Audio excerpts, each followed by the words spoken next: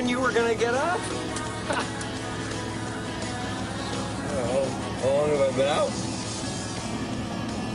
I'd say a good 5 hours.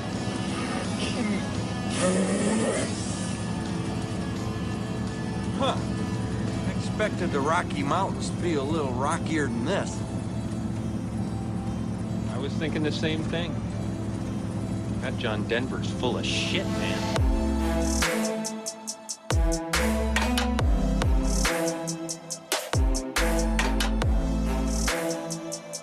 All right, everybody, welcome back to another week of Muskies on Tap. I am your host, Gus Manti. We got on the line right now the other two co-hosts, the Mott crew, as we like to say. We got Max Manti and Brian Eckel. Boys, how you doing tonight? I am fantastic, Gus. A little bit musky starved right now. Got the itch pretty bad, as I'm sure you're very well aware with my multiple texts per day, checking in on you, seeing what's going on in the northwoods. Very much looking forward to our final send all together here in a few weekends. I think we got the November 18th weekend pegged for a very late fall big muskie hunt. So kind of counting down the days at that point. We're already on hashtag weather watch. Hashtag weather watch. Hashtag weather watch.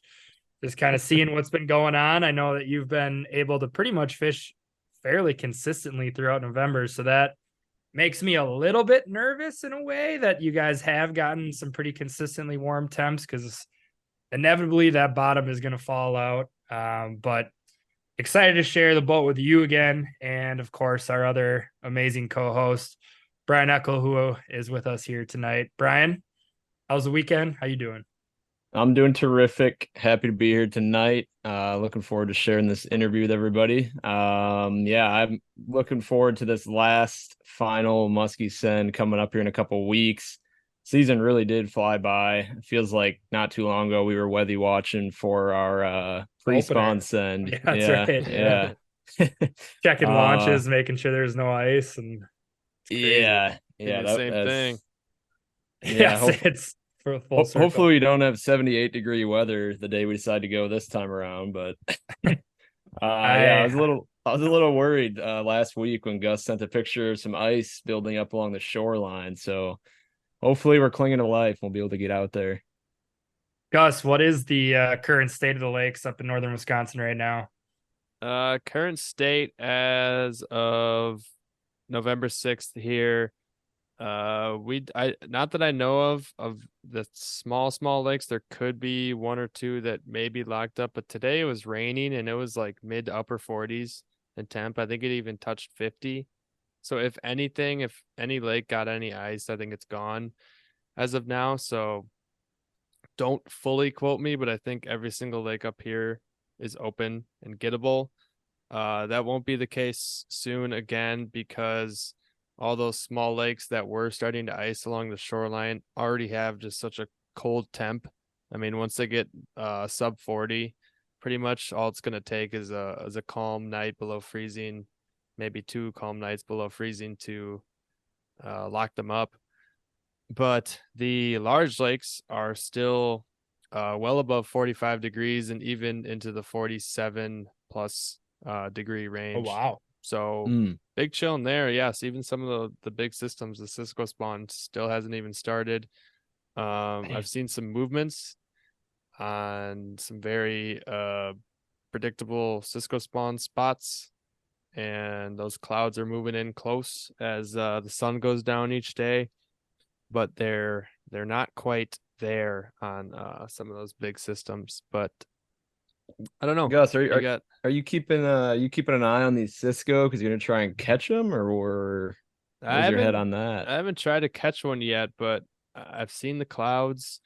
I need to what I'm lacking on is getting either a casting net or a like a jig and wrap, or like a little waxy and a jig or something like that on a rod. I don't have that dialed in quite yet, so I probably should this week, because I think it's about to really start to go down on this new moon period that we're coming into on the weekend. I can't remember which day's new moon. It's like the 11th or 12th of November or something You like should get that. a little Euro nymph set up and catch them on like a size 16 hook. Yeah, there we go. Probably would work. I wouldn't mind you dabbling a little bit with trying to catch some Cisco's and hanging behind the boat before we get up there. And it's total experimental time. So if you if you got a free couple hours, go nuts. Yeah, might as well. I mean, yeah, I don't know if you guys want to do all the experimenting with me, but we'll see Absolutely. if we'll see if I get to that at all. That would be interesting for sure. I heard that they die a little bit quicker than a sucker, so we're gonna have to be swift with it and catch multiple, it sounds like. Sign me up. Before we dive into this awesome interview here, which definitely thoroughly enjoyed that conversation. I'm excited for you guys to hear it. We do give a few tips to the people that are still getting out on the water. You said that these Cisco's are setting up in some predictable areas. Do you just want to quickly flush that out for people that are still trying to get out there and, you know, look for this type of action? Yeah, on some of these bigger systems, you're gonna find that the Cisco's are gonna spawn in shallow water, and that could be on shorelines, shallow topped out reefs, island areas, anywhere that there's shallow enough water for them to spawn.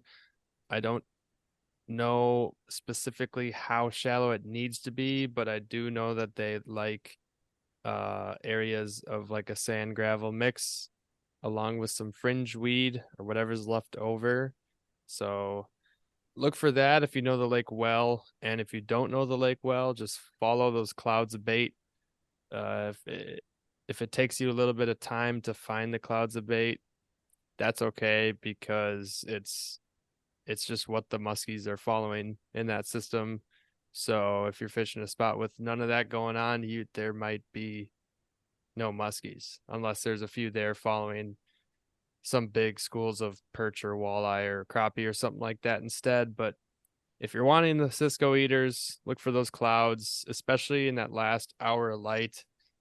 Whatever break line they're setting up on, that's the one that they're gonna go up on. So those are my tips there on the Cisco spawn, and definitely wish everybody luck during that, because that is a time you can find an absolute giant in a predictable area.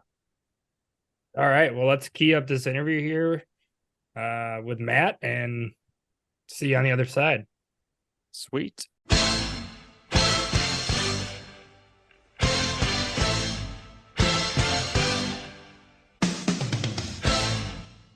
All right, everybody. We have on the line with us Matt Vavroch from Matt Vavroch Fishing.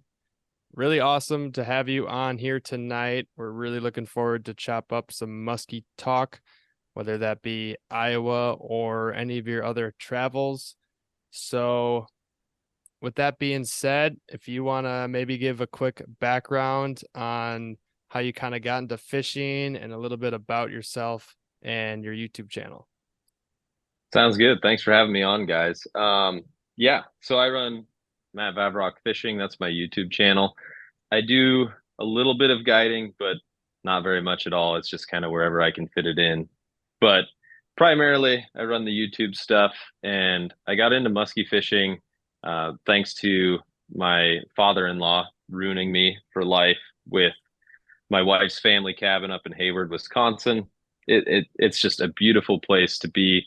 And when you have a muskie crush like a 700 booger tail right at the boat in front of you, you know, the biggest bass in the world just doesn't quite do it for you anymore. So that was how I was introduced to the sickness. And yeah, I pretty much from the beginning fishing in Hayward at the family cabin, I was kind of like flabbergasted by what the muskies do, and some of the pike on those lakes and those kinds of things. And I was like, man, if I don't record some of this stuff, like no one's gonna believe these things actually happen up there. So that was kind of how I got transitioned into the YouTube thing. I had an old GoPro from when I was in college, and I was just like, oh, I'll just record some of of those things for posterity and my own memory's sake, just to have those to look back on. And then it just kind of spiraled out of control from there. So that's kind of the history of how I got into muskie fishing. And yeah, then I just kind of branched out to a variety of places. And I'm originally from Iowa, born and raised here, so we are very fortunate to have a very supportive DNR in terms of how they stock our lakes with fish. There's some select lakes that they do. They don't do a ton of lakes, but the ones that they do an excellent job with. And we're very fortunate to have those bodies of water. So from Wisconsin, I kind of branched back home to Iowa and started exploring my own waters and doing my best to figure things out down here as well.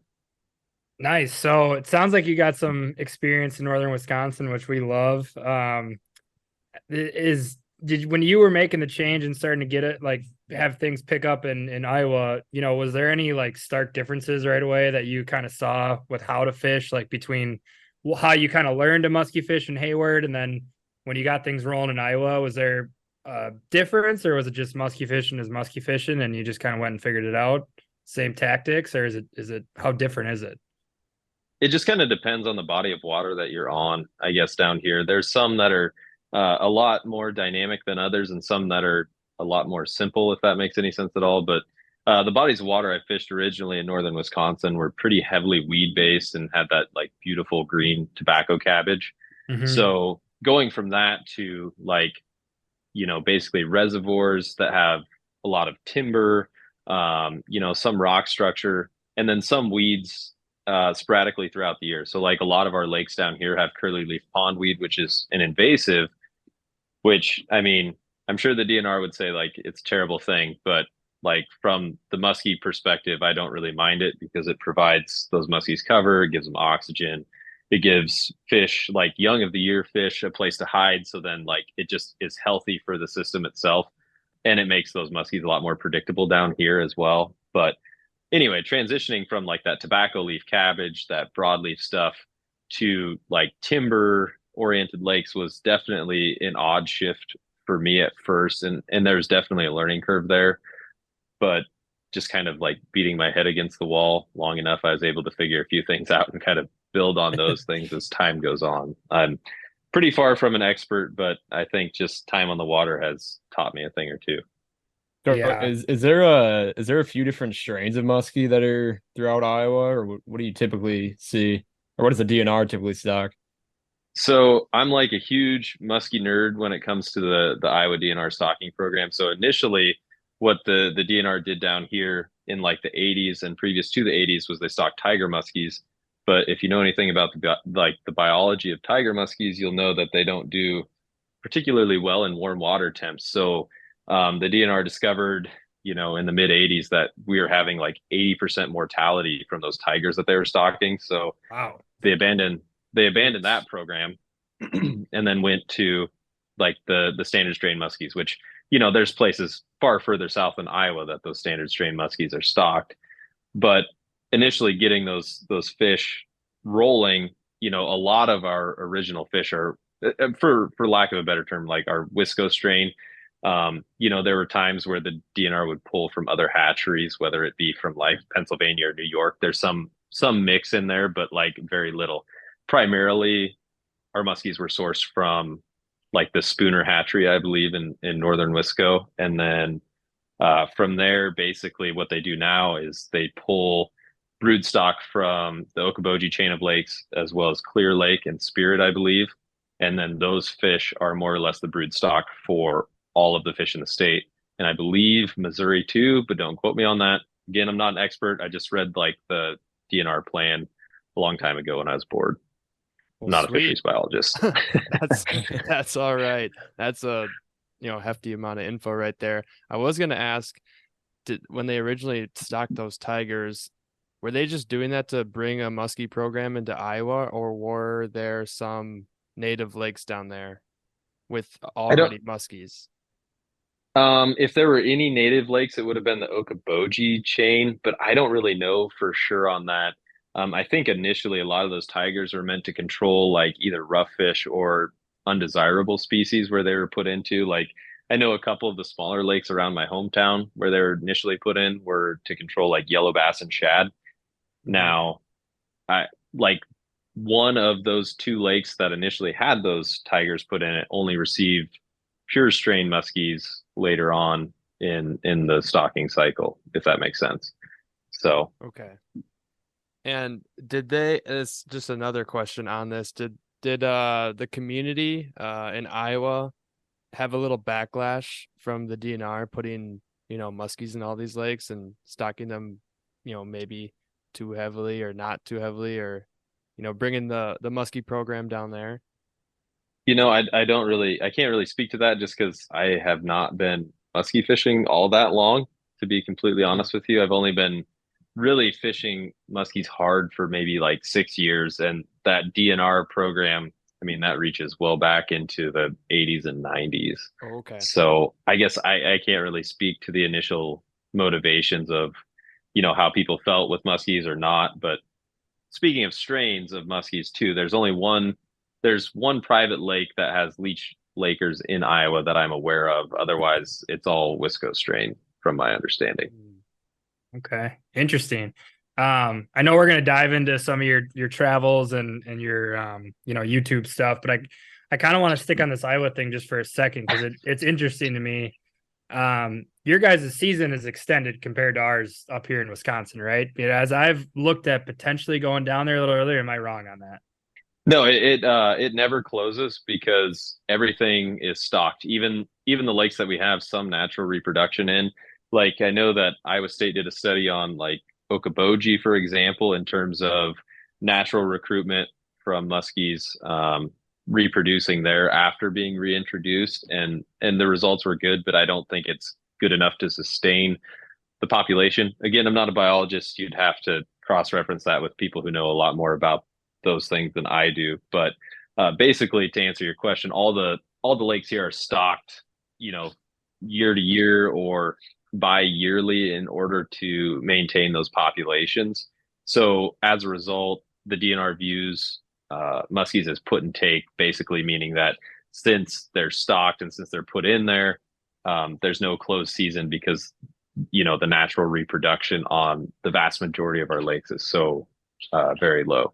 But on the flip side of that, it's like every one that is naturally reproduced and like Jurassic Park, nature finds a way, that's just like one bonus fish, Right.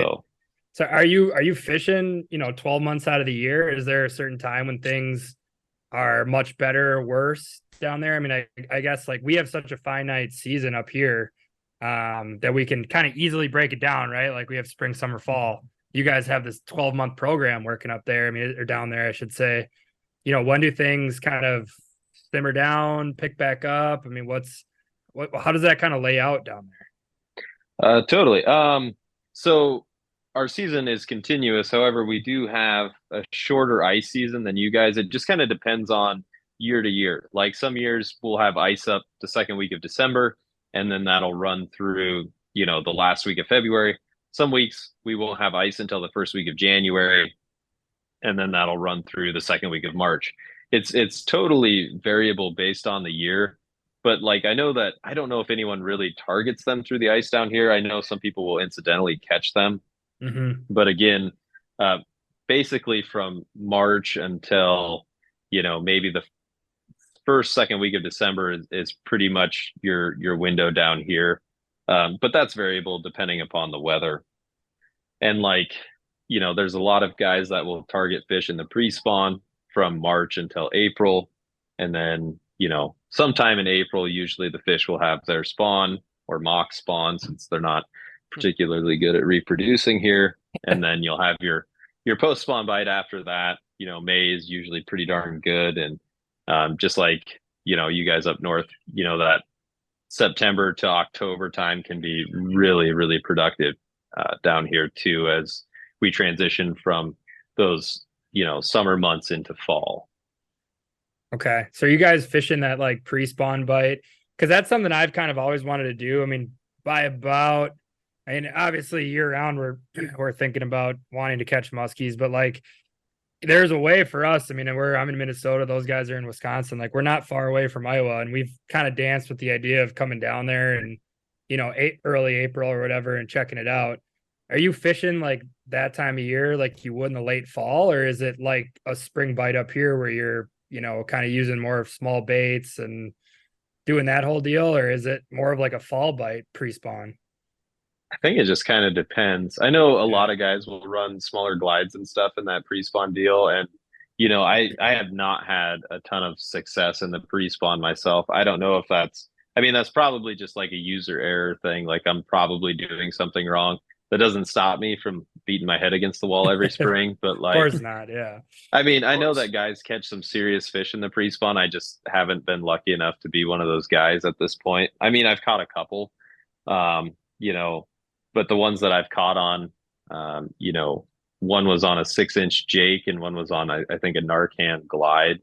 And then, I lost one on a Joe Booker Rattler, one time too. So again, it's just, I don't know. And part of it too is one of, as those fish are transitioning out of the spawn, that's usually like turkey season down here. So I'm usually in the woods, during that particular time. So there's pretty much a weekend that's checked off right there. So Yeah. it's just Yeah. one of those things where that season is so short, you got to take advantage when it happens, and the muskies take a back seat at that point in time. But yeah, there's definitely a pre-spawn bite to be had depending on your lakes and where you're fishing. And from my understanding, some lakes are better than others with that pre-spawn bite. And I think a lot of that relates to not only the bait, but the depth in which the lake is situated. Like we've got some lakes that are a lot shallower, and I think it's just easier for those fish to push up on those shallow flats. Or, if those shad are trying to get warm, pushing up into those shallow areas where they're trying to get warm quick, and then those muskies just follow them up there. Yep. That was actually my next question was if shad is your predominant forage. That's what I kind of figured. So unless you have a lot of It it, panfish. it just kind of depends on the lake. There's a couple that it's predominantly panfish. There's a couple where yellow bass are the predominant forage. There's a couple where shad are the predominant forage.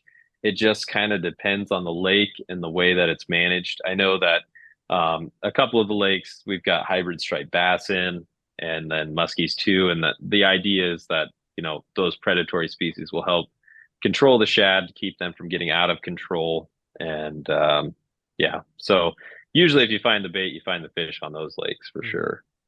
Oh yeah. So I wanted to ask you how you formed your relationship with Matt Ridgway, because Gus and I met him over the winter at the Wausau Muskie Expo.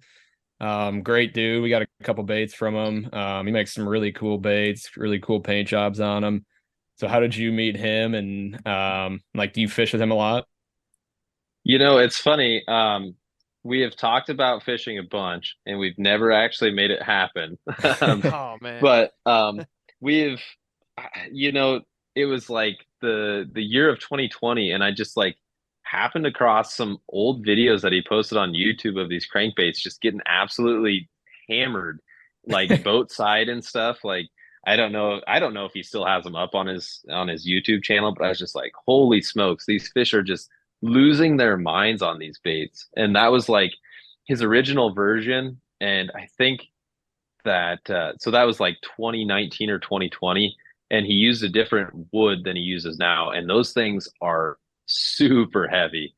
But it's funny because I got one of those original baits and I took it to this lake, and it was a fairly new reservoir. So there was, most lakes with like fallen timber, all of the side branches and stuff have been either pulled off, fallen off, rotted off, whatever the case may be. But this lake was fairly new, fairly like new to being impounded. So all of that shrub brush was there.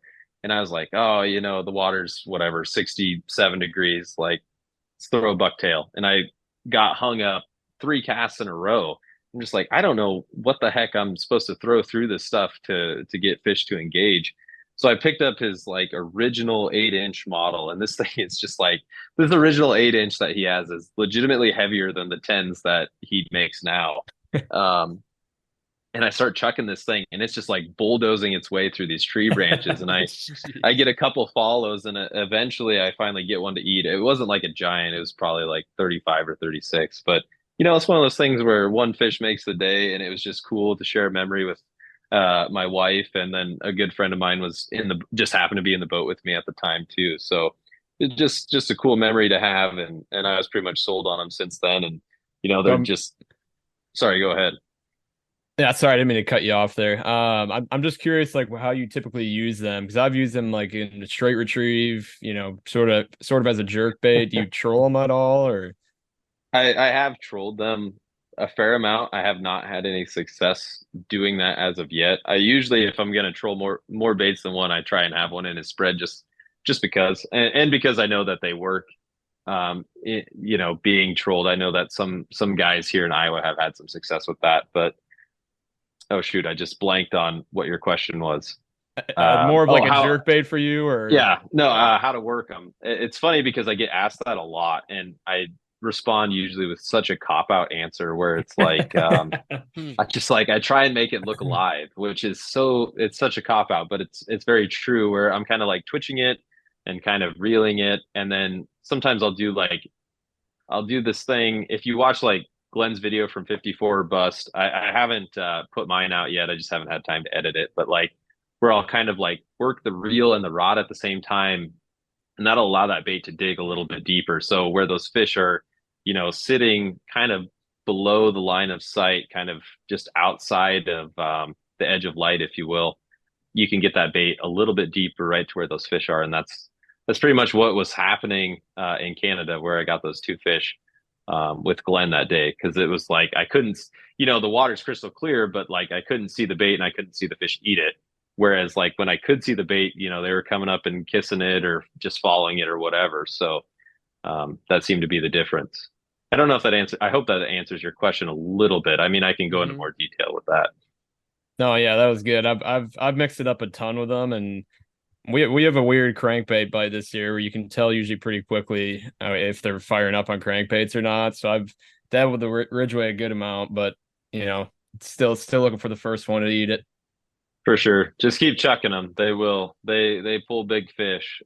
I've caught some of the biggest and moved some of the biggest fish in our systems here and in systems everywhere with those baits. So just keep working them. They'll work for you, I promise. You got a favorite paint job of yours for some of his baits? Yeah. It's funny you say that because probably the gold perch is my favorite by far. So after I caught that first one on his 20 model, he sent me a 20, or I bought a 21 from him, and it was a golden perch one just because he'd been catching on that. And I'm not kidding you. My third cast with that bait, I caught a 45.5-inch fish. Just ridiculous. Nice. It was like a 6-foot weed flat that breaks into like 20 foot, and she was just there ready to chew. And it was funny because I talked to a guy like 2 days later, and he's like, I moved a really nice fish there the other day. And I was like, yeah, I bet you did. I got a picture with her. Yeah. So I mean, it's cool because when those big fish hit it, they just try and pull the rod out of your hands. It's awesome. So Yeah, dude, getting smashed on a crankbait it's a fun feeling. It's up there with one of the cooler strikes to get musky fishing. So I want to change gears a little bit to your YouTube stuff because we recently had Ben Stone on, and this was something I was hoping to kind of get at you about too, because I'm always curious, like, you go from just filming these adventures or filming your times out there to all of a sudden, like eventually it transitions into like a YouTube channel with a shit ton of followers. So when did that like change happen that you started actually making these like videos, and what were your thoughts on it at first? Like, did you have the goal in mind to like grow this big YouTube channel, or was it always just kind of like, hey, I'm doing this for fun. I got this creative side to me that I kind of want to just explore and use it as an outlet. And then all of a sudden it just took off, or like kind of take us through that. I'm always curious to kind of hear about how that went down. That's interesting because Ben and I have fished together a bunch, and that dude, he's just awesome, and he's just a wealth of knowledge when it comes to the videography side of things, and just a really good stick as well. I guess to pinpoint it, I don't really have a good answer for you on that. It just kind of became a monster that grew kind of out of control, and just before I knew it, I had guys that were like, hey, you want to try and check this bait? Like it'll work for you. It works for me kind of thing. And I think kind of at that point, I was just like, huh, well, this is kind of strange. And I think one of the biggest goals for my channel definitely is to bring attention to some of these like smaller batch guys who are just like working stuff in their basement, kind of like Matt, like Bucko, all of these guys that, they have these like really awesome, unique baits that fill very specific niches that maybe some other baits that are production run don't necessarily fit into as well. And I think just bringing attention to those guys, or trying to bring attention to other guides in the industry that like are just kind of trying to get their feet off the ground and get up and running. I think of Taylor Flannery, for example. I believe he's from your guys' area. Yeah. Just randomly messaged me the one time. We had talked a little bit on TikTok, and he's like, "Oh, come over, to where I'm at." And I'm like, "Geez, man, that's like it's like 2 hours from Hayward." But I on a whim I just join him, and then we bang two awesome fish in a day, and it's like, okay, well, this guy definitely knows his stuff. Yeah, he So does.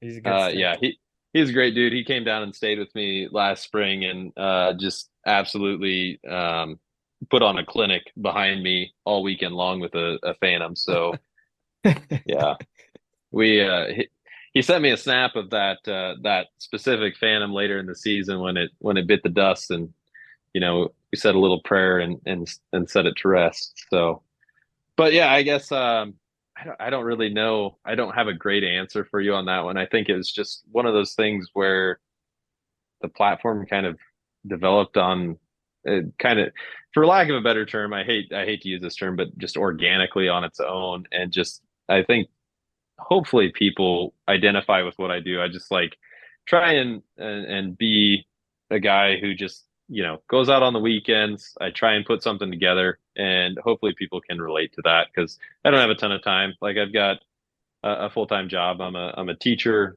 by day, which allows me some more time in the summer for sure. But when the school year's going, I have very little flexibility. So What do you yeah, teach? I teach high school social studies. So Nice. yeah. Nice. Very cool. Yeah, that's I mean, clearly people have resonated with it. I mean, it's a a large channel. I've really enjoyed watching the videos. I mean, I'm a big sucker for that shit. So Greatly appreciate it. Yeah, you're doing a great job, and it's always just cool to see. Like, it's just so interesting to me to, like a guy like yourself, like you said you started really like seriously fishing 6 years ago, and it's like you start to get the hang of it, and then you start putting some stuff on film, and then next thing you know, thousands upon thousands of people are just tuning in to watch your videos. Like, it's got to be a little bit like, whoa, what the heck is going on at times? Like, how did this happen? It's a weird thing, to be completely honest with you. And then as our family's growing, we've got little Willow, who's almost 19 months old now. Like, my time to edit and my time to do all these things is changed drastically. So trying to find time for all the things, not to mention fishing and spending some time outdoors, just hunting or doing whatever, is tough. So got to give credit to my wife for being an absolute rock star, and her family too, for helping support us when we've got stuff going on. So it's yeah, it doesn't happen on its own. Let's just put it that way. No, it's not easy. It's crazy how time consuming this sport can be. It's tough. Like, if you're doing a trip or even going out for a day, like on a home body of water, you're out there grinding. If you're trying to put a video together, like, it's hard to just sneak out for 45 minutes and go catch a fish or two. That's just not how it works, right? It's not easy. Yeah, totally. I can relate to that, and I'm also very blessed to be surrounded by just like a really good circle of dudes who also happen to be just really good sticks. I mean, you guys have seen them on the channel before, like Barry and Connor and Jaron and all these guys that I fish with. I mean, I could just like list them, keep the list going for forever. And it's very fortunate that I've got not only good friends to lean on, and Taylor and some of these other guys that I fish with, but also just like having those dudes who know what they're doing. So then it just like increases that productivity, because you guys know that like every line in the water is just another opportunity to catch a fish. And when you're trying to make something happen, more lines equal more opportunities equal more fish equal, well, I guess for me, more content, or for Ben or Brian or whomever. So those are all good things. So, speaking about trips and taking, time away and everything, I do want to get into some of your travels and kind of explorations. Any big highlights from this year? Any trip that really stood out? I mean, I think I recently watched your video on Mille Lacs. Like, what got you to be like, man, I'm just going to go take a trip up to Mille Lacs? Like, it's not a very easy body of water to just randomly pop onto for a few days. No, that's funny. I've been very fortunate to travel all over the place. I go, like I said, the family cabin's in northern Wisconsin. So I spent a lot of time there circling around a variety of lakes, both in the Hayward area and then the Vilas area, Oneida area as well. Thanks to some friends in that region. But like the Mille Lacs thing, I'm very fortunate to be good friends with Connor. Connor was like, hey, you should come up here for opener and hang out and see if we can catch some giant fish. And the plan just kind of came together perfectly. Our timing couldn't have been better, and just like, it's one of those rare instances in muskie fishing where literally everything just worked, which was super cool. And then, just as the channel has grown, as my like platform, I guess I hate to use that term because it's just weird to me, but as that has grown, it's easier to justify branching out a little bit more. And I kind of follow the template of like Brian Scaife, for example. He's always like looking for the next adventure and trying to branch out and bring something interesting to his audience. So I'm just trying to follow that mold. Like, so this summer I went to Canada, which was just a spectacular trip. I got to spend a ton of time there with Connor. I got to spend some time in the boat with Glenn, a 54 bus. Like, we just had ourselves a day there. I think we went I think it was 5 for 7 just in, I don't think we fished more than 6 hours. It was just ridiculous. They were just chewing. And then, I went back to Lake of the Woods and was fortunate to fish with Thatcher from Drop Tine Tackle. Of course, the muskies were being muskies when we went to Lake of the Woods. The lodge owners that we were staying at was like, yeah, groups of guys, they're catching 20 fish last week in 2 or 3 days. And, we got like one opportunity while we were there. It's like, it's a bad sign when, so Thatcher from Drop Tine used to guide full-time walleyes and muskies up there before he kind of got into the bait making side of things. And it's a bad sign when when he's basically guiding you the whole day and he's like, yeah, I've just never seen things quite so slow up here. It's like, yeah. Leave it to me and Barry to stop by for a couple of days, and the muskies just completely shut down. I mean, we saw a wealth of really nice fish, but just getting them to snap was tough. And I mean, that's just the reality of muskie fishing. It was super frustrating because it's like you want everything when you plan these trips to work out perfectly and just go according to plan, because you see, guys on YouTube just crushing fish in the figure eights on Lake of the Woods, and whether it's Doug Wagner or whomever else on Lake of the Woods. But then the reality of it is you still got to get out there, you got to figure stuff out. And unfortunately too, like, it just happened that like my buddy Barry had a work emergency, so our time got cut down there. But like Thatcher was super awesome and took me out for another half day, but like, he's got obligations too. So yeah, it just, you take that time away and then like things don't quite work out the way that you want them to. And it's just kind of a perfect encapsulation of the frustration of muskie fishing and those kinds of things. And like losing the biggest one that you have a shot at up north. I haven't started editing that yet, but I'm like dreading it because that like fish was just so painful. Yeah. Anyway, that's definitely the pros and cons of filming yourself, is when you get an epic moment on camera, it's probably like a crazy high. I mean, it is, we've experienced, we film our stuff at most of the time, and getting a cool footage shot's like an epic high, but then you got to relive a missed opportunity, especially if, maybe you could have done something differently or whatever. And it's I'm using quotations, a learning experience, and that's how you got to justify it. But still freaking sucks. I mean, and then you got to watch Oh it yeah. and edit it and watch it again and again and again. And I mean, it can be a tool to learn for sure. And I know a lot of guys like Ben and Brian have said that as well. And it was for this fish too. I mean, you're talking a 4 foot class fish in Canada and just absolutely inhaled the angry dragon right at the boat in front of me. I set the hook and I set it the wrong way and 2 head shakes and it was gone. What I didn't realize till I slowed the footage down was that basically when it ate the lure, it started loading the rod in one direction. And the direction that I set the hook was the opposite direction, which in the moment, like when you're just reacting, feels correct. But then you watch the footage back slow and you're like, oh, I basically just unhooked that fish on my own with my hook set. So that's pretty far from ideal. But again, you'd never know those things without, being able to play the footage back more slowly. oh, it's crazy how quick it happens. Yeah. Oh yeah. It's the what we like to call a musky blackout, where it just happens so fast you got no idea.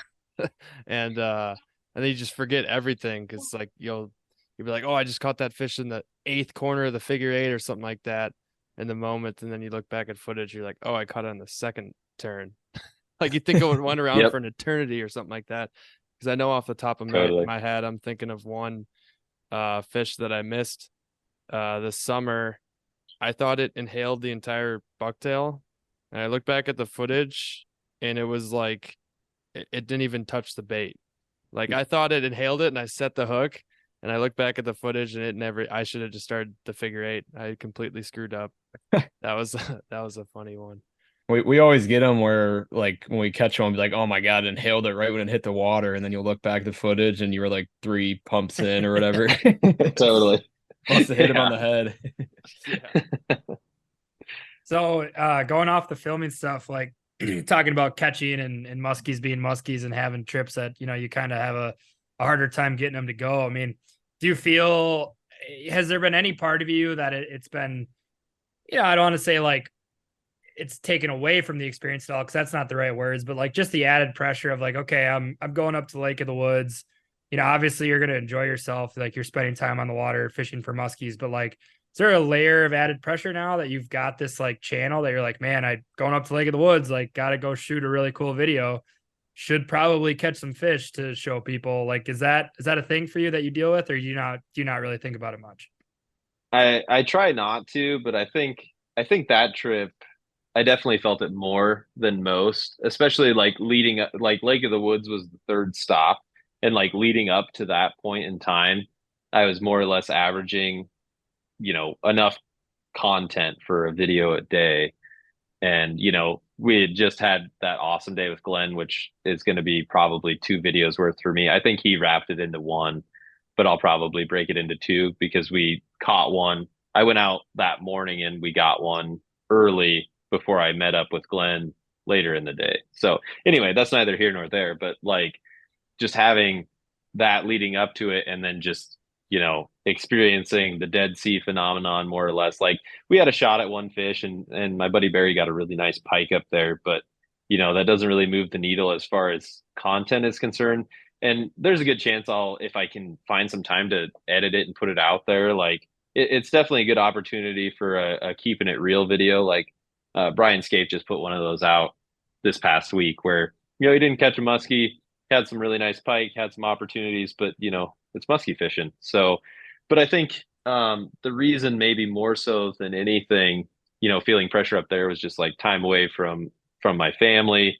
And it's like I'm taking this trip specifically to not only catch fish and experience this like once in a lifetime deal, but then be able to provide this content for people who enjoy, watching my videos, following my adventures kind of thing. And it's just like, not only am I letting those people down, I'm letting my family down because it's like, well, I should have just went home earlier because like nothing is happening. So yeah, I don't know. I don't know if that necessarily answers your question, but like most of the time when I'm just going out on my own, I don't really care that much because it's just like, oh, if I don't get them this weekend, we'll get them next weekend. But I think that like with the trips thing, there's definitely an element of like desire there that's heightened a little bit more than normal, especially like going to Canada, knowing that it's not like, they're seeing 20 bass baits and 3 muskie baits on, my milk run of spots down here in Iowa or in Wisconsin. The pressure up there is just different. So, Mhm. when at the end of the day, muskies are going to be muskies. But I suppose like it's just, the universe equalizing in a way that the Minnesota trip in the spring went about as well as it probably could have. And then the Canada trip still went really well, but there were elements of it where it's like it just didn't quite work out the way that I had envisioned. So I mean, what do you honestly, I do? think you answered the question beautifully because it's something that resonates with me a lot. It's something that Gus and I, it's not like we differ on it by any means, but it's like we're just at two different stages where, he's out guiding, he's fishing every single day, and so like he's in the mix, right? And like for me to go up north and put a weekend together, like you're saying, it's time away from probably work, friends, relationships, all that stuff. And so when you come away empty handed, it kind of adds a little bit of an extra sting because you're like, man, like the whole Mm-hmm. goal is to go up and catch fish. And I've tried my best to kind of rework my thinking on it. Just like, all right, it's, a great weekend regardless. You're up, you're hanging with your boys, it's fun.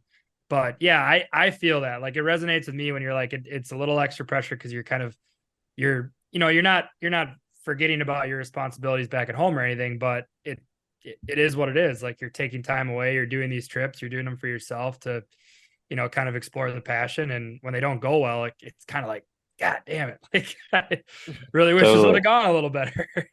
So Yeah, no, I get that. And some of my mentors have kind of explained musky fishing in like this progression too. And I think that kind of applies to it in the same way where it's like you get into the sport and you're just like, I want to catch fish. They're as big and as mean as they come, like they got teeth, they're cool. Like the odds of me catching a fish over 20 pounds, over 40 inches is much higher than like anything else. So I want to catch fish. And then it becomes like I want to catch multiple fish because these fish are just a blast and like they're the hardest fish in freshwater to catch, maybe the hardest fish in the world to catch. And if I can catch multiple fish, then it showcases how good of an angler I can be. And then from there, it's like I want to share these experiences with someone else and, be able to catch fish with other people and they catch fish in my boat. And then from there, the progression is like I want to allow other people to catch these fish with me. And like I don't care if I catch or not. And I think it's just and that's kind of a part of wrapping into those trips things. Like this is the first time that I've really planned a muskie trip to go somewhere else and take that time away. So I think maybe I should allow myself a little grace to mature with the muskie trip thing, and hopefully I have more in the future and can build on those experiences. no doubt. So are there any trips for 2024 that you got your eyes on quite yet? Any destinational type things you got in the works, or are you just going to kind of take it as they come throughout the winter? I think Minnesota opener is already on the books once again for when that goes down. I think Canada is in the works as well. Now, how that manifests, there's a couple ways that it could change the dynamic a little bit there, but we'll kind of wait and see on that. Northern Wisconsin's always a thing because, like, the family cabin. I mean, being able to just walk down to your boat and go out and fish is one of the most, just gratifying, wonderful experiences on earth. And like, Yeah. Mhm.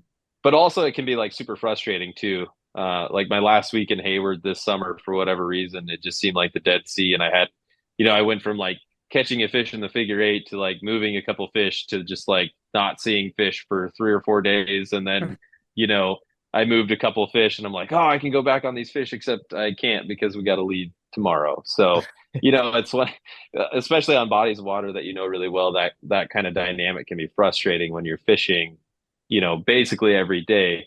Granted, in those scenarios, like on the family cabin situation, it's like the fishing is kind of a backseat to family time and spending time with one another versus like I'm going to go out and grind it for 16 hours. I think that is kind of a misnomer with some of those videos where I'm like on the water for 8 or 10 hours a day. It's very rare when I'm at the family cabin that I'm on the water that long. Most days it's somewhere between 3 and 5 hours. So like again, it's great to have that time and have an idea of what's going on day to day, but you've got essentially 11 other hours of daylight where that window could be happening and you might not be in it. So, Right. So let's talk some Hayward. I mean, so you said that that's kind of where you got going. Like it's just been a place that's been in the family and you've just been going up there since you were a kid, or? so my wife's family, I believe, acquired the property in 69 and then they built the cabin in 70. So I didn't really experience the northern Wisconsin thing till I started dating her. I want to say, and I think the first time we went up there together was in 2016, and then that was kind of my introduction to muskie fishing and those kinds of things. Like I knew muskies existed before then, but I fished a lot of bass stuff down here in southern Iowa. We have hybrid striped bass, which are a lot of fun too. There's a ton of bass tournaments that take place throughout the year. One of my good friends from high school and I were very fortunate to have a lot of success with that, especially through the federation and being able to fish the Bassmaster team championship one year. But like it's hard to chase the bass or even the wipers when the top end of those fish is like 5-6 pounds, and you can catch a 40-pound muskie. So it's just Yeah.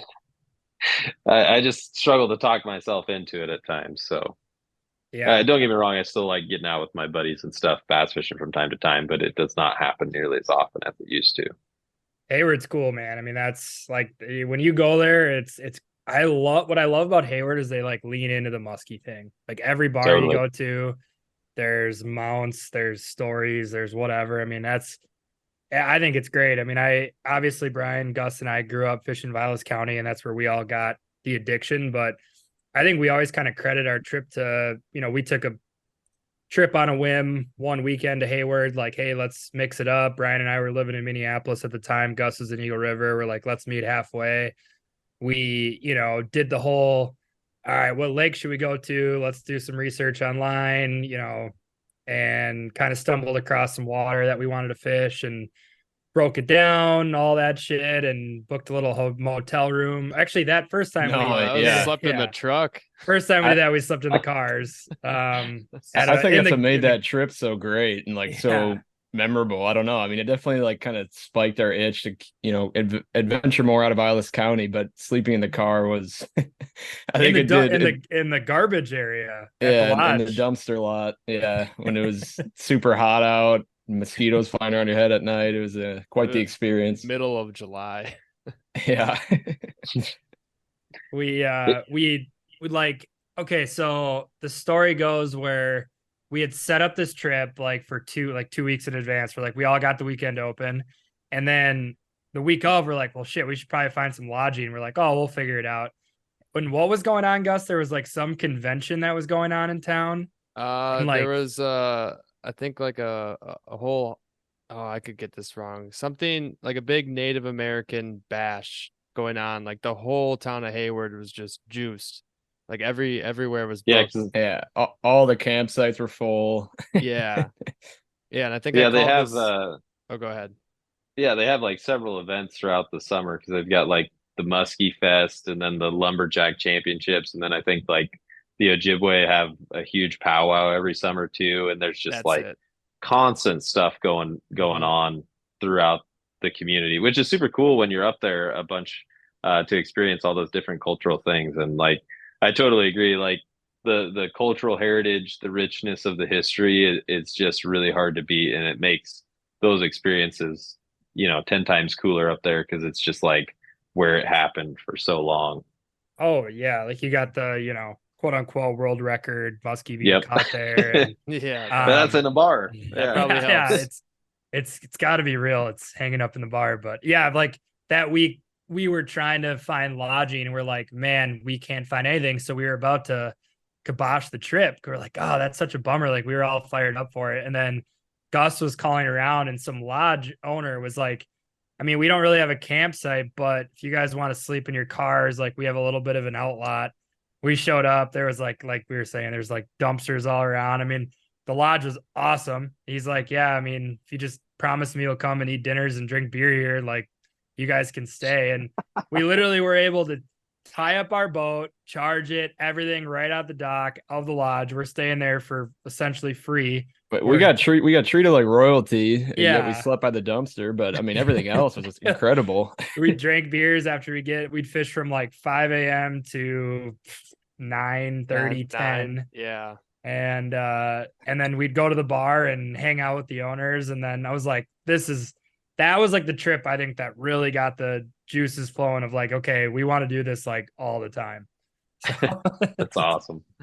yeah, it's a cool place for us. And obviously, Gus and I were just up there on the Chippewa flowage for the PMTT, which was a lot of fun.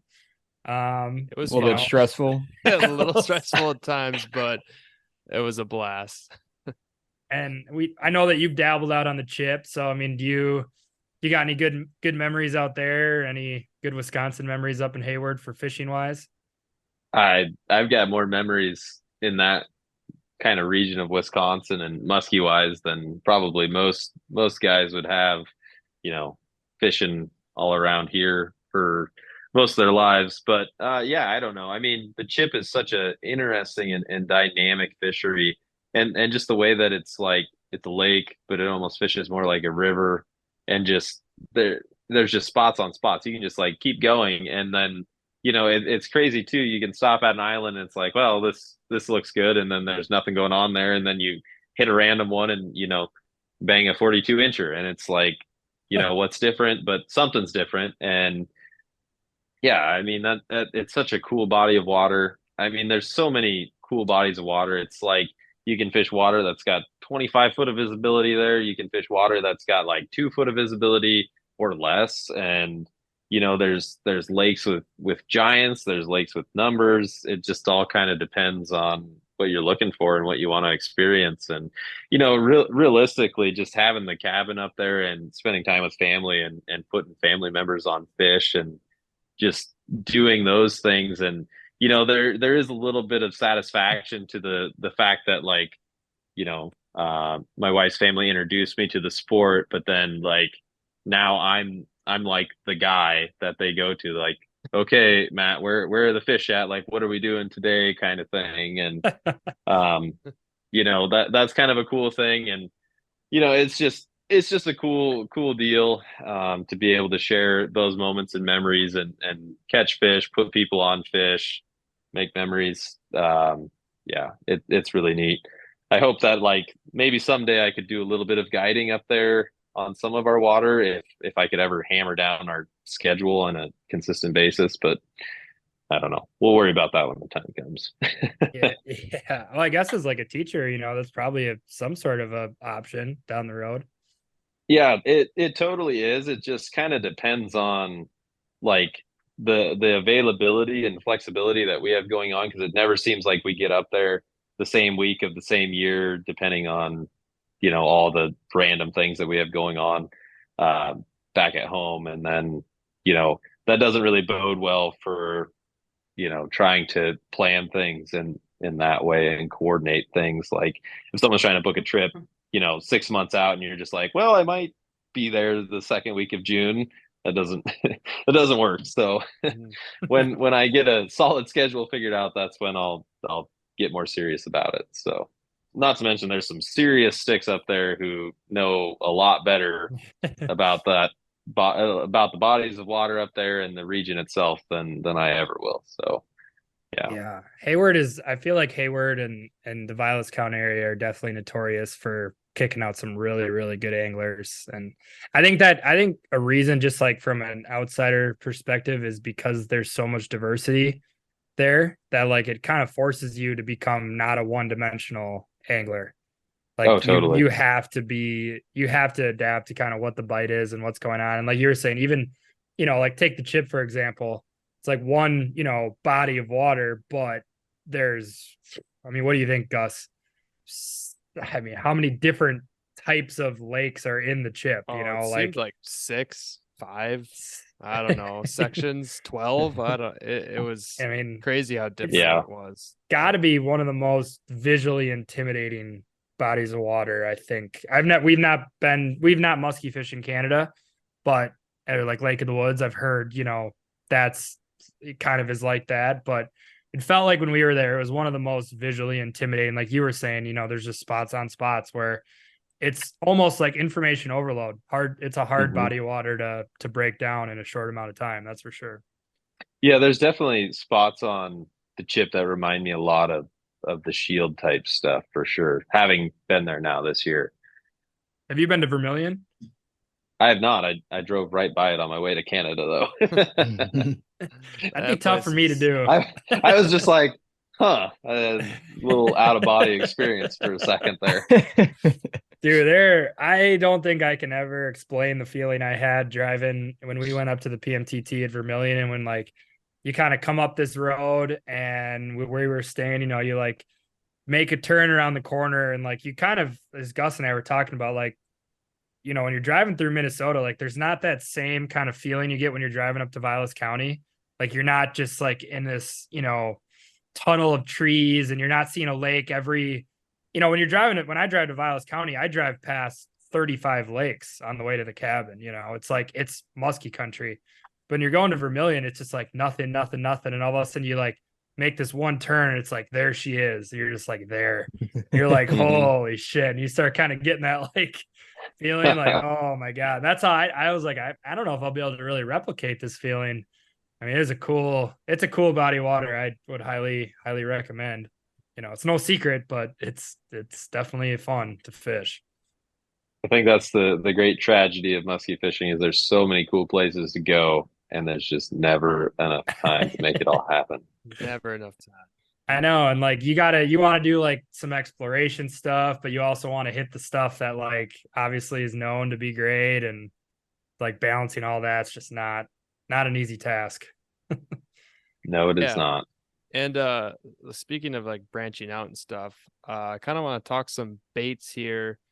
Do you have maybe, and if it's way too hard to pick one or two, you can say three or whatnot, from this year, what were some like outliers on like, oh, these things are producing, or this is a very cool bite, or just kind of like a different bait worked in a different way that produced well for you this year?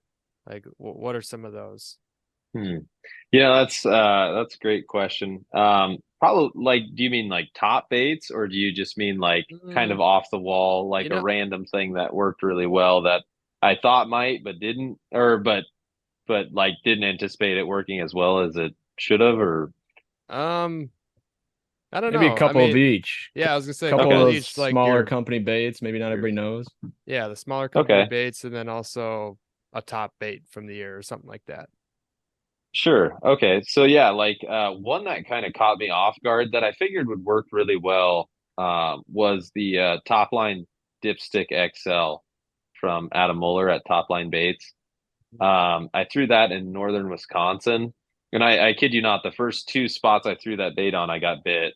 I lost the first one. Second one I got, it was a beautiful 37-inch tiger, and it's like, I didn't really know what I was doing. I just started ripping it around, and it just worked. But the beauty of that bait is it gets down into that, edge of light, like Steve Herbeck kind of talks about, at that 8 to 10 foot range, and it just sits there. So it's like you've got this, 11-inch suspending jerk bait that sits in a part of the water column that most dive and rise baits don't even get to in the first place, and it just hangs out there.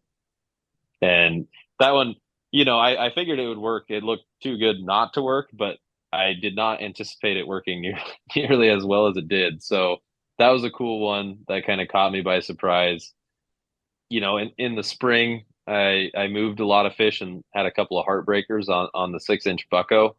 It's just kind of an interesting dive and rise because it's got a really big profile to it. And my buddy Justin, who fishes the Mad Chain a lot, like just absolutely crushed on that thing this spring. And he had a lot of luck with it. And he's like, you got to check this thing. And, he talked me into it. And then I lost 2 that day and won the next day on it.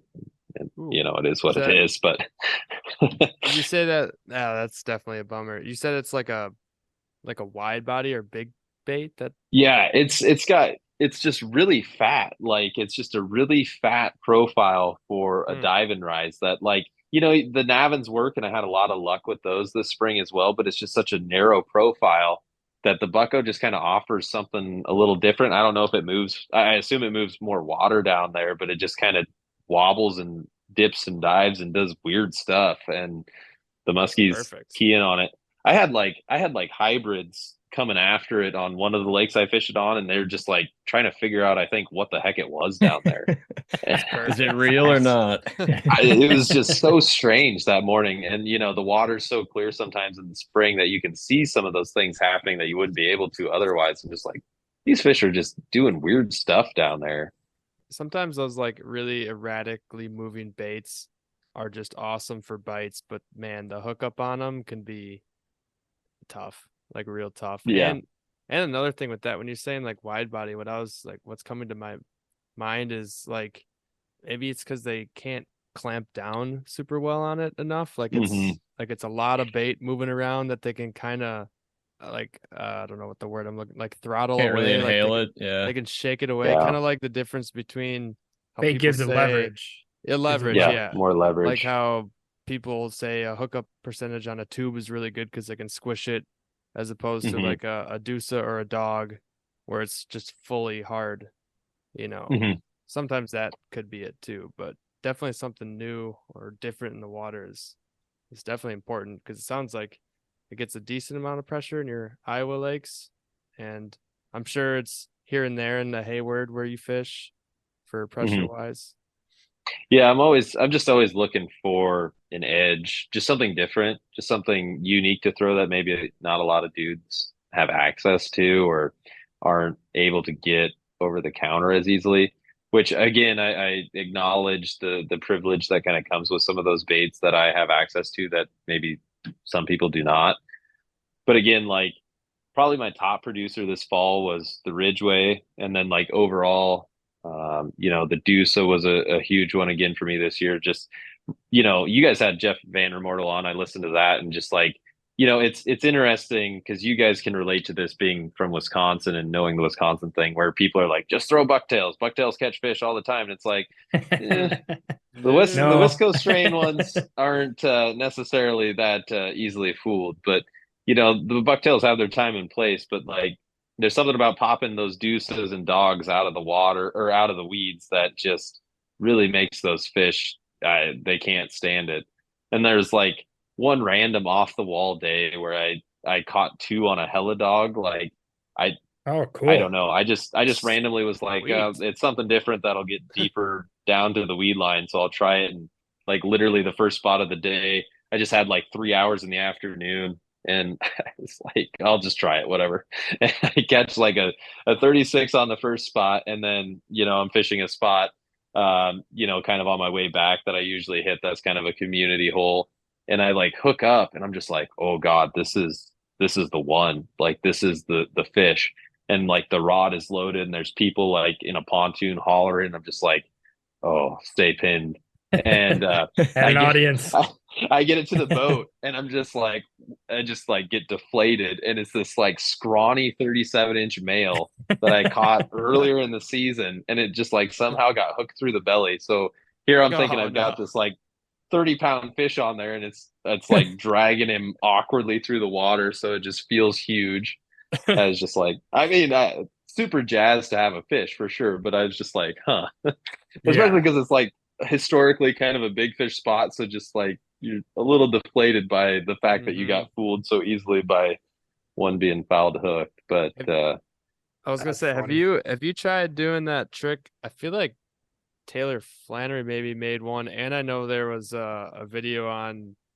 I feel like Michael Hansen did it on like a Today's Angler video where they did a blade out the back on a Dusa, and then also making it like a heli Dusa with the blade on top as well. That would be interesting. I wanted to dabble with it this year, but I didn't. Taylor showed me how to do it, and I need to do it. I haven't done it yet, but it's not super hard to create one.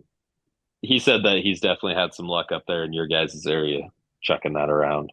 I believe that because I mean, we've had a lot of luck this summer on tubes with blades out the back. So I feel like just putting a blade on something that they see every day, like a Dusa or a Bulldog, could be the ticket that day. Because I mean, especially fishing dirtier water, I find that those blades help those fish keying on those lures a little bit better. Yeah, totally. And like when it comes to fishing blades for me, like the biggest thing that I look for is just conditions.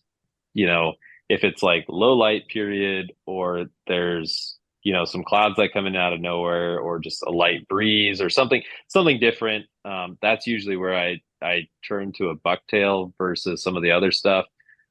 Again, it's not something that I'm running all the time. Like I throw more bucktails in probably September, as most people in Iowa and Wisconsin do, than any other time of the year. But it's just one of those things where as I've grown in my muskie experience, I've realized that like fishing the conditions generally yields more opportunities than just like even confidence at times. It's good to have confidence in something, but if you can like fish something you're confident in during the correct conditions, then you're more likely to get bit. Like it doesn't make any sense to fish top water in high skies just because you caught one at sunup the day before on a prop bait. Like if you're fishing a prop bait at 2 p.m., yeah, you might get that outlier that freaking just comes up and smokes it. But like that's the exception and probably not the rule.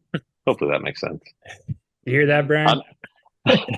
Try not to roll my eyes for that segment. Brian, you throwing top water in 2 weekends? Late Maybe, November? maybe. Hey, we've seen them uptight late November, post turnover. I mean, that's what Cisco's do in the fall. They kind of like belly on the surface. Yeah, that flap tail. I'm sure I'll look at it. We'll see what I do. What? Hey, but that's situational again. Like that's applying the right tool to the matching the hatch. That's right.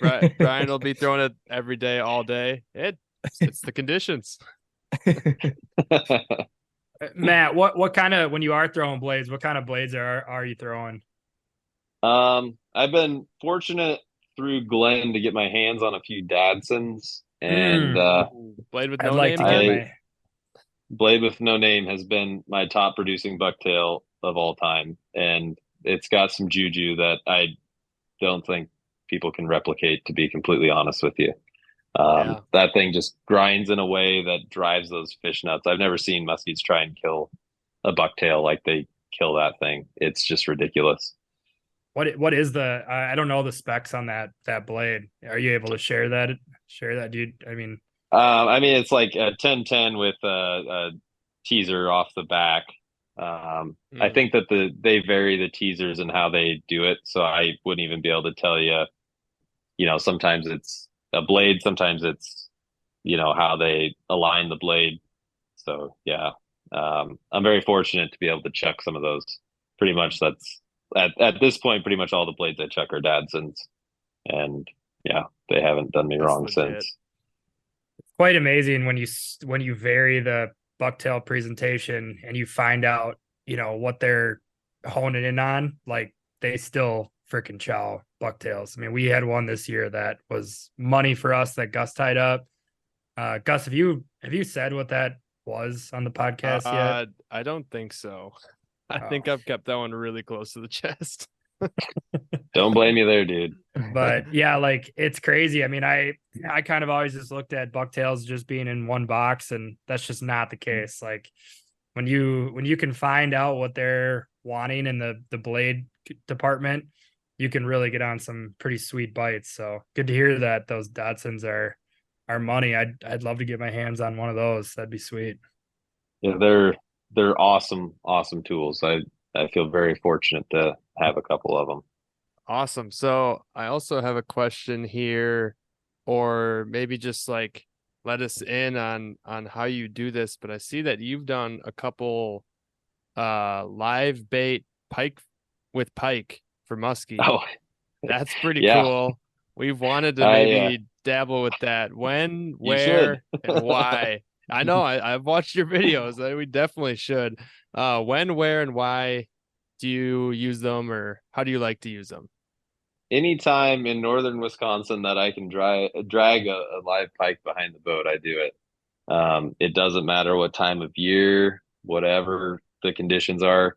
If I catch a hammer handle, it's going out the back of the boat. Now, that being said, That's awesome. there are times where it's better than others.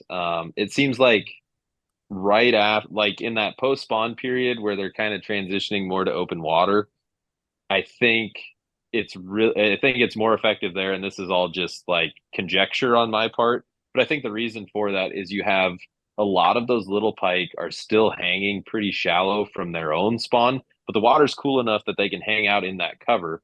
Whereas the muskies, they're done with their spawn, they're going out to the open water, they're going to go recover, do their thing. But then, you present this, 15 to 18-inch meal for them out there where they're hanging out trying to recover, and they can't help themselves. So I think that that's a large part of it, because definitely, like, you can catch them all throughout the season on those live pike, but the amount of bites that you're getting from those, and how frequently you're getting them definitely falls off the further you get into the summer. Now you can catch them. I mean, I've had bites in July, I've had bites in August on live pike. It just seems like, for whatever reason, that transitional period from that post spawn phase tends to be the best. That's really Okay. interesting. And do you just use a typical quick strike rig you'd use for a sucker? Yep, I use a medium-sized Shumway or Fuzzy's Clip and Go. Okay. And Nice. I basically try and position one behind the pectoral fin and then up along the back, kind of hiding it along the back there. So that way, if they head shoot it, then you got one up there. And then if they T-bone it, you got one there. The reason I do that is just because, like, the pike are a little bit longer, but I've had pike anywhere from 13 inches to 20 inches get eaten by muskies. So if you think it's too big, see, that's the beauty of northern Wisconsin, because, like, if I catch pike bycatch, if they're small, they're getting used as bait. If they're too big to use for bait, I'm going to take them home and clean them and eat them myself. So Yeah. that's just it's the beauty of being up there. So that's kind of handy. Like that one in that video with Taylor, the first time that we filmed together, like, I don't know how long that pike was, 18 or 19 inches. Like, it was one of the bigger ones that got chewed, and it was a 41 incher that came up and smoked it off of a main lake point. So, or main lake, I guess it would have been kind of a reef. That's cool. Bad day to be a pike. Bad day to be a Anytime pike. anytime you're on the water. That's right. They're too good. My buddy Barry just dropped me off some pickled pike last weekend, That's because good. we cut a deal where he's like, if you keep all the pike then and clean them, then you can have half of whatever pickling I do in the fall. I was like, done deal, man. So That's good. I don't know how I don't know how much pike I dropped off to him, but it was probably 10 or 12 fish worth. There's a lot of fish there. It's a lot of meat. So will you spend like the first, like, if you're going fishing, will you spend like time strictly going after a pike to rig up, or is it just like if you catch one, you'll throw it on? Are you filling up the live well with them just in case? I've done both, to be honest with you. There was so not this season, but last season when I was up there, like, the pike bite was just so out of control that, like, it was almost a waste of time to just fish for muskies versus fishing for pike, because if you had a live pike down there, I mean, it was getting eaten in like 20 to 40 minutes, and it was almost more beneficial for the limited time catching pike to use for bait versus actually muskie fishing, which was just like the most bonkers thing that I've ever experienced up there. That's I had to, crazy. like, it was like an out of body experience on the water every single day. But then, you get one of those pike to use and you stick it down there where, and that's the other thing, is knowing, I'm fishing these spots where I know that these fish are going to position, versus I'm not like exploring water. It's like, historically fish are here, so I'm going to position my boat where these fish are and drag something, that's hurting in front of them and hope that they crush it. So it's not like it's, me just like goofing around on the water. Like, I'm purposefully hitting these spots with live bait at the times where they're supposed to eat. And, having that benefit of being on the water, you can kind of figure out those windows. And part of that was figuring out that like that mid-morning major was the deal for whatever reason that week. So I was averaging a fish a day for, 8 days, which was cool. But then once that bite kind of faded, then I was kind of scrambling because, again, with the limited time, if that bite goes away, then you're just floundering. Have you had any pike come up and T-bone another pike? Yeah, actually, one of the bigger pikes that I've gotten on that system was off of a pike. Jesus. Was kind They of hate bummed each about other. it, really. I mean, I was like in 20 foot of water, and the bobber goes down, the rod goes off, and I'm just like, okay, here we go. And then I set the hook, and it's just like just reeling in a wet sock and 35-inch pike, which is a beautiful fish up there for sure. But it's just like, man, you were supposed to be like a 45-inch muskie where Yeah. you ate that thing. Right. That's hilarious. All right. It's a lot of pike talk, but one quick thing before we maybe go back to muskies. You want to give the quick rundown on how to like legally use the pike? Because I think I said something maybe incorrectly in the last podcast. I know that there's like specific regulations for specific lakes and the rules to go by for how or when you can rig a pike on a certain lake. Right. I believe that you got to be you got to be in the northern zone of Wisconsin. You can't use them in the southern zone. And I'd then love to use them on the Madison chain. Oh, I'm sure That's- that would be. Oh. I'm sure that would be Too money. I have a very big beef with Madison chain pike after our PMTT, so just had to sneak that in there as all. But then I think certain lakes have different regulations because there's some lakes up there where there's a certain size limit or whatever. The one that I fish the most, it's 5 pike per day, any size. Actually, there may not even be a limit because they're trying to mitigate those pike numbers, which I think that they're trying to do on the chip as well. But there may still be a possession and bag limit. Again, you just got to check your local regulations. But the biggest thing is anytime you're in Wisconsin or Iowa, you're using a game fish as bait, it counts to your daily possession limit. So if you get 2 pike eaten in a day and you want to take fish home to clean, you can only clean 3 pike that day. Like that's just how the regulations work. Perfect. Yeah, Gotcha. I just wanted to talk that over to clear it up so that the listeners know and they're not just going on any random lake and putting Yeah, don't do it in on there and Minnesota or being- Canada. Right. And then be like, oh, those mob boys told us to put some pike on a line. Get them out there on planer boards and Yeah. get the spread Oh, going. All right, so yeah, I got my final question here before we wrap things up is if there was obviously everyone listening to this, go check out Matt's YouTube channel. We'll plug all the details at the end, but if there was a video, maybe like a highlighted, whether it's from this year, from years past, that people should specifically like, this was a banger, go watch it, get a feel for the channel. Is there one out there? Is it, few kind of anything there? I mean, I've been very fortunate to film some really cool stuff. You don't have to give one specific video, but you can, generally, I guess. But if there is a few specific ones, the Mille Lacs stuff this year was pretty awesome. The Canada stuff, once I get it, will be really cool too. I've been fortunate. Like the stuff with Taylor this spring was just phenomenal. I've had some really cool like one fish days and one-offs, and I caught a couple really nice fish down here. I guess probably 2 of my favorites that I could touch on, which I'm going to get a little like emotional and sentimental here, but one of my probably my favorite one that I've ever filmed, which the quality of the video is not great, but it kind of gets back to the original motivation for filming, which is just kind of like preserving some of the memories. So my wife's grandpa, who was one of the people who introduced me to muskie fishing last year, passed away, and his last muskie that he ever caught was with me.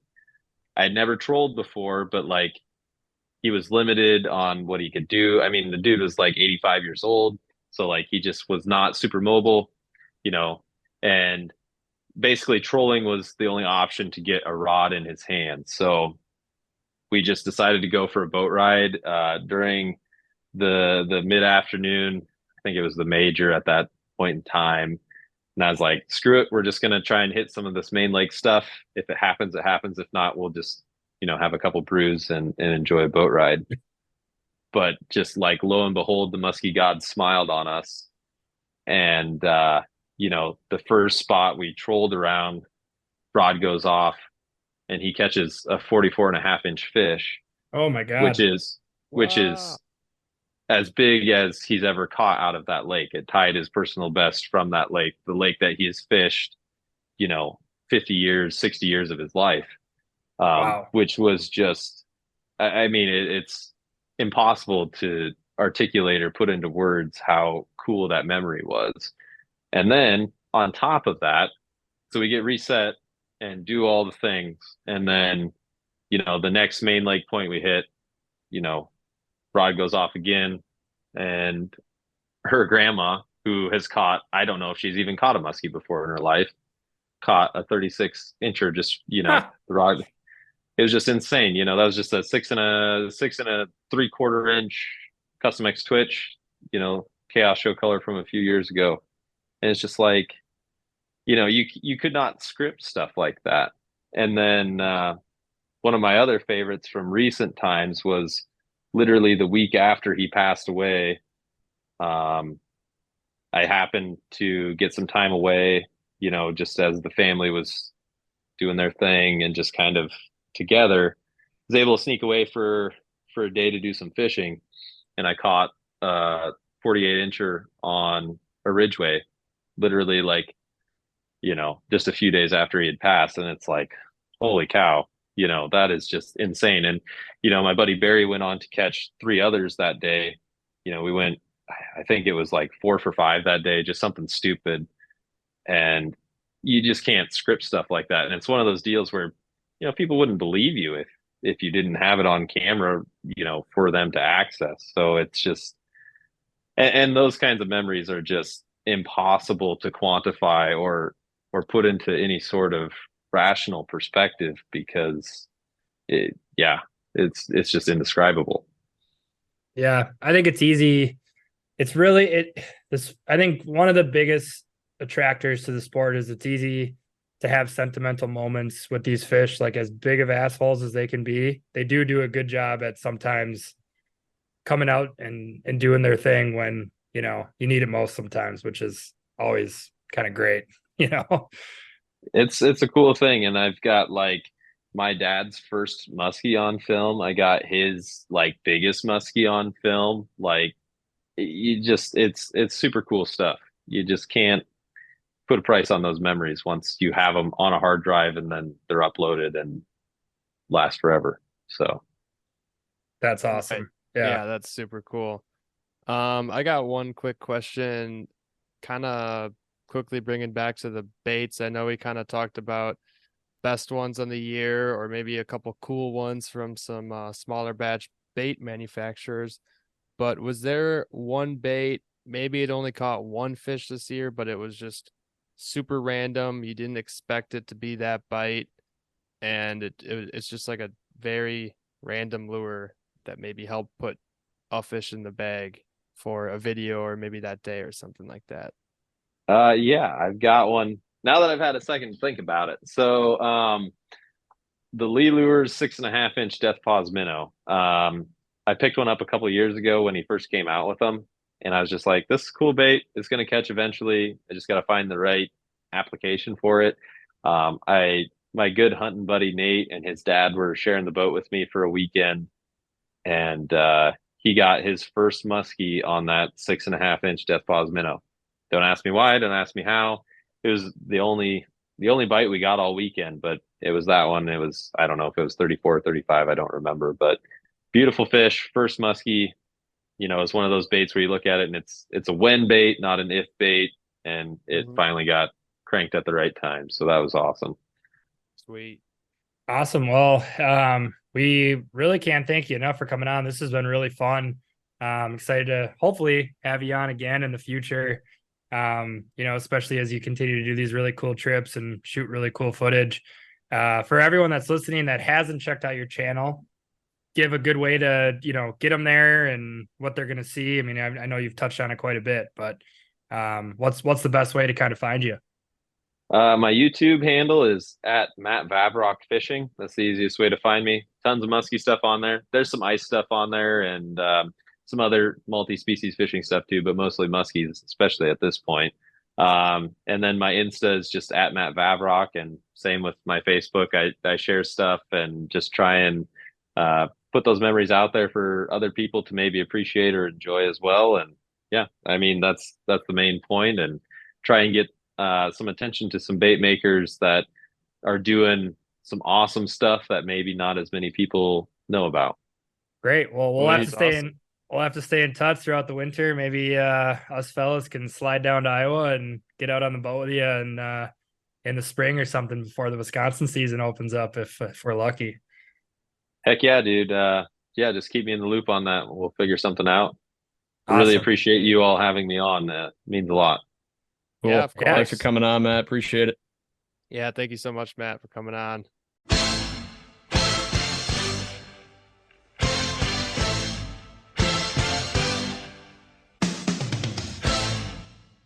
Well, guys, that was an incredible interview with Matt.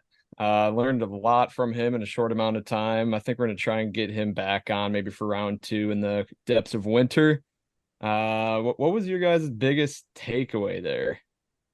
I know what mine was. I know what mine was. I'll start with mine. Hopefully, I don't steal both of yours. Little ask the class type thing from Brian here. Let's see what y'all learned. I'm when we get up there in a couple weeks, I'm going to be very adamant about catching some pike. That's all I'll say.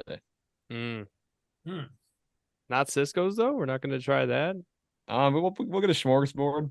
Yeah, that's true. Well, yeah, I'll just get like one sucker out, one Cisco, and one pike. See what they want. Yeah. It's nice for you, Brian. You get to try to catch something, just try to feel something. Yeah.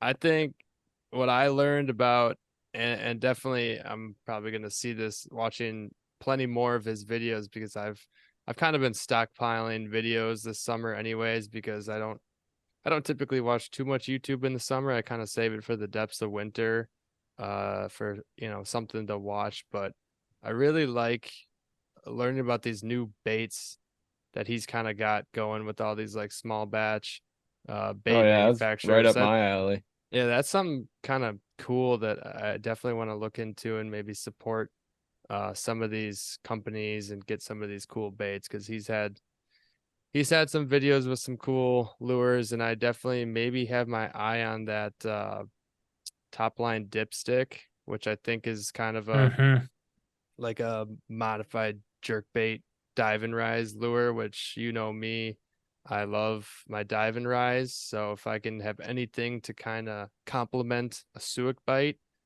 we like our Navins as well from Chaos. The more the merrier. So that is definitely something that I kind of learned from there. I've seen them, but I like that he kind of talked about them hanging in the strike zone. That can be money to pull out some big temperamental, full bellied northern Wisconsin beauties. So that's my takeaway. Yeah, I definitely agree with both of those. I would say mine's a little bit less of like a takeaway from a tip or anything, but I really appreciated. I was really am interested hearing about how people kind of get these YouTube channels up and running, and how all of a sudden like they just find, pretty good success on just being authentic, putting their stuff out. Next thing you know, they're getting a lot of attention with what they're doing. So I always like hearing about that, just kind of how it went from filming the odd fish to next thing having a full on channel. So I appreciated him kind of sharing a little bit of behind the scenes on that stuff. I would say is was a fun takeaway I had on top of both of what you guys shared.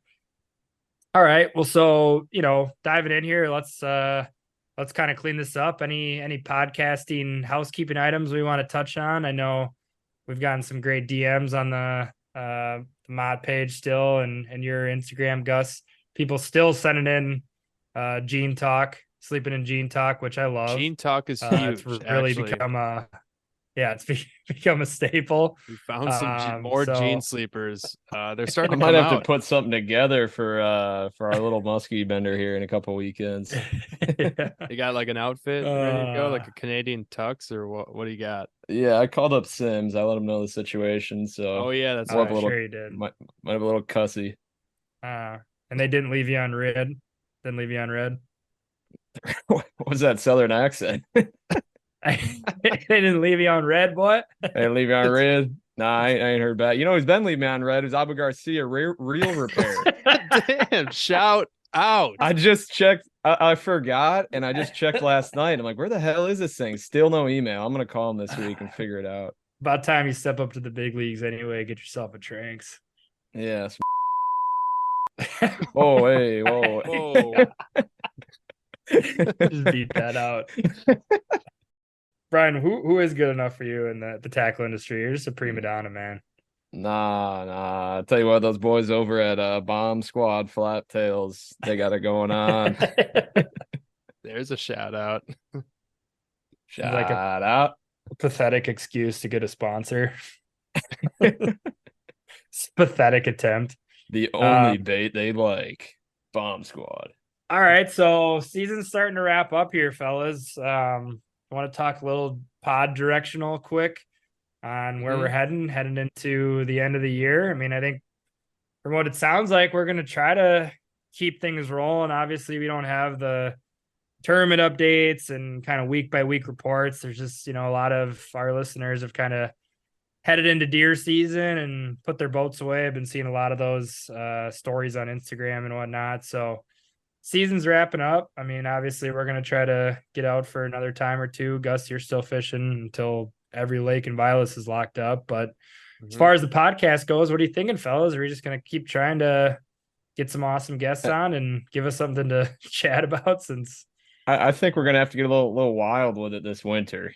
You can only stare at ice for so long and only reminisce on muskie for so long. So we're gonna have to get a little wild. We got some guys lined up in the books. But I think we'll just have some fun with it. And then as we get close to ice breaking, dive back into some spring masterclass stuff. We're ways out from that. Right. yeah, well, Get the maybe watch. I'll give lead you the that mic. episode too. Yeah, we'll give you the mic. That's all Let Brian. you go.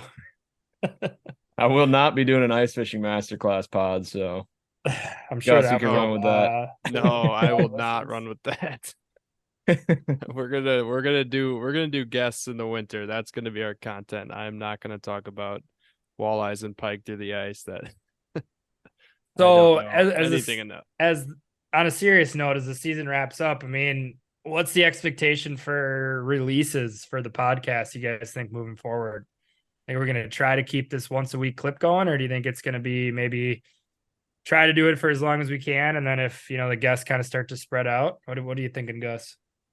I was just gonna say, yeah, I think we can do this week by week basis. If we get a guest on each and every week, I don't think it should be an issue at all. I mean, I'll have definitely plenty of time to edit them up, and I think there's probably going to be a few episodes where maybe we talk about new baits from the expos, because I'm going to be kind of poking my head around on probably all four, for sure 3 of the Midwest expos, the Minnesota, Chicago, Milwaukee, and Wausau show. Did you get yourself a booth in any of those?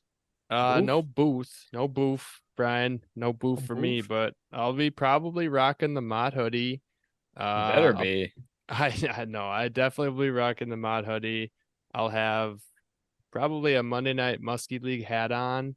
I just became a member, not a member of the board. I'm an officer now of Monday Night Muskie League. Yep, secretary of Monday Night Muskie League, and I'll be, rolling around doing stuff at the shows for that as well. So you can find me. You can find me there, and if you recognize me, and don't be afraid to just stop me and start chatting muskies. I'd love to meet all the listeners, and yeah, that'd be really cool. But I think the direction of the pod is for sure going to be more dictated by how many people we get to interview over the winter on when they release. We won't do anything more than once a week, but I think we can get to that if we have guests on. And if you guys have any ideas for us, don't be shy. Feel free to send us some DMs on some ideas on what you guys want to hear throughout the winter months. We'll probably put up a poll here once we get some snow on the ground and the lakes ice up, asking you guys for anything that you've been wanting to know, or I mean, shoot us guest recommendations you've been wanting to hear from, anything of that nature. Help us out in these long, cold months coming up. Well said. Thank you. You're welcome. All right, I think we can put a bow on this episode here. Just want to quick do a shameless plug on the sweatshirts, the pint glasses. They're on my guide service website, which is www.sugsfishing.com. There's still some available. Get them while supplies last. And yeah, just want to give a quick, I'll probably do this again, but quick shout out to all the people this year that I shared the boat with. One, thank you very much. I had an absolute blast fishing with all of you and teaching you as much as I know, and helping you get on some fish, whether it was the first or the biggest, or just getting a cool fish in the figure eight or something cool like that. So I appreciate you, all the listeners, followers, and people that I've had in my boat. So thank you. And with that being said, if you guys don't have anything else to add here, Brian, you want to take it away? Max, you got anything else to yap about before I round this thing up? Take us away, Brian. Take us home. All right, guys. Well, thank you for listening to this episode of Muskies on Tap. What an interview we had with Matt. Incredible guy. Great fisherman. A lot more to uncover with him down the road, so stay tuned with that. Good luck to everybody this weekend. It's going to be getting colder and colder. We got to figure out a way to keep this ice off the lake as long as possible. I think we need to corral our jet ski friends from the 4th of July and just get them to burn up the lake for the next month and keep everybody out there fishing. Good idea. So if we can form a coalition for that, guys, let me know. Peace.